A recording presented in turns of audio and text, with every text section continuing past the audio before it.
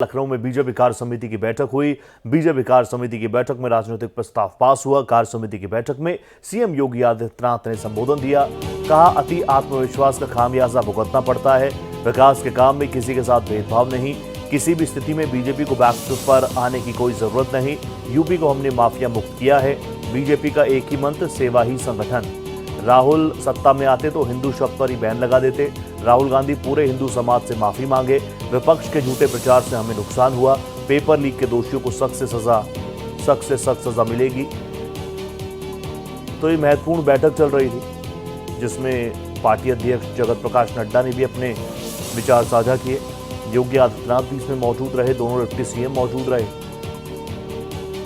और अलग अलग विषयों पर अपनी बात भी रखी। योगी आदित्यनाथ ने क्या कुछ कहा वो भी आपको सुना। भारतीय जनता पार्टी के कार्यकर्ता को किसी भी स्थिति में बैकफुट पर आने की आवश्यकता नहीं है, किसी भी स्थिति में नहीं है, क्योंकि आपने कार्य किया है। आप विपक्ष में थे, जनता के मुद्दों को लेकर लड़ते थे। आज जब सरकार में थे तो याद करिए, उत्तर प्रदेश के अंदर सुरक्षा का ये वातावरण आपको आज देखने को मिल रहा होगा। याद करिए, इसी मुहर्रम के समय में सड़कें खाली हो जाती थी, सूनी हो जाती थी। आज मुहर्रम आयोजित हो रहा है, इसका पता भी नहीं लग रहा है। ताजिया के नाम पर घर तोड़े जाते थे, पीपल के पेड़ काटे जाते थे, सड़कों के तार हटाए जाते थे, पुल तोड़ दिए जाते थे। आज कहा जाता है किसी गरीब की झोपड़ी नहीं हटेगी। आज कहा जाता है कोई तार नहीं हटेगा। आज कहा जाता है कि सरकार नियम बनाएगी, पर्व और त्योहार मनाना है तो इन नियमों के अंतर्गत मनाओ और नहीं तो अपने घर में बैठ जाओ। बहनों और भाइयों, याद करिए 2022 का विधानसभा का चुनाव,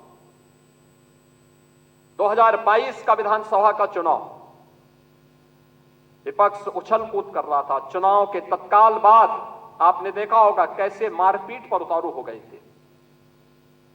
और तब हर कार्यकर्ता इस बात को सोचता था कि वास्तव में हमारी सरकार का माफिया मुक्त उत्तर प्रदेश का अभियान इन्हीं गुंडों के लिए है और उस उत्तर प्रदेश को आप सबके सहयोग से आज माफिया मुक्त करने में हमें सफलता प्राप्त हुई। तो माफिया मुक्त उत्तर प्रदेश के साथ साथ हमारे विचार परिवार का ये जो लंबा संघर्ष था, 500 वर्षों का इंतजार समाप्त हो। दुनिया भर के सनातन हिंदू धर्मावलंबी जिन आकांक्षाओं के साथ जी रहे थे, उन अपेक्षाओं पर प्रधानमंत्री मोदी जी के नेतृत्व में डबल इंजन सरकार ने खरा उतर करके अयोध्या में रामलला के भव्य मंदिर निर्माण के साथ साथ 500 वर्षों के बाद रामलला को विराजमान करने का काम भी किया।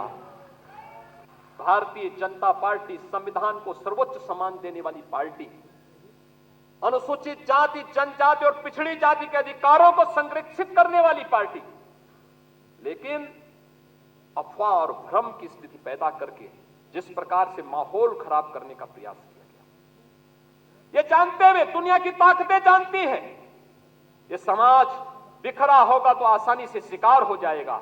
एकजुट होगा तो बड़ी बड़ी ताकतें इस समाज की ताकत के सामने धराशायी हो जाएंगे।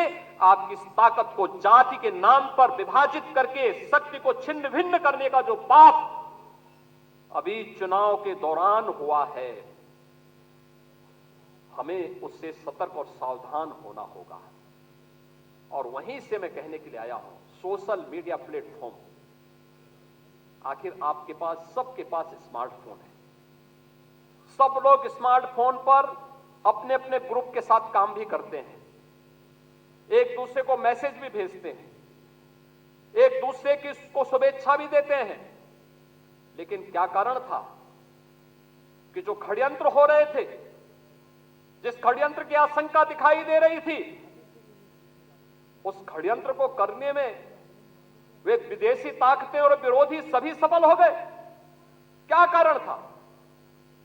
हम लोगों को इसके बारे में जागरूक होना पड़ेगा। आप एक राष्ट्रवादी मिशन के मजबूत स्तंभ हैं और उस राष्ट्रवादी मिशन के साथ जुड़े होने के नाते जहां भारतीय जनता पार्टी कहती है नेशन फर्स्ट, देश पहले है, दल बाद में है और मेरा स्वयं का हित सबसे बाद में है, उस भारतीय जनता पार्टी के कार्यकर्ता को क्या ये नहीं देखना चाहिए कि सोशल मीडिया में क्या कुछ चल रहा है?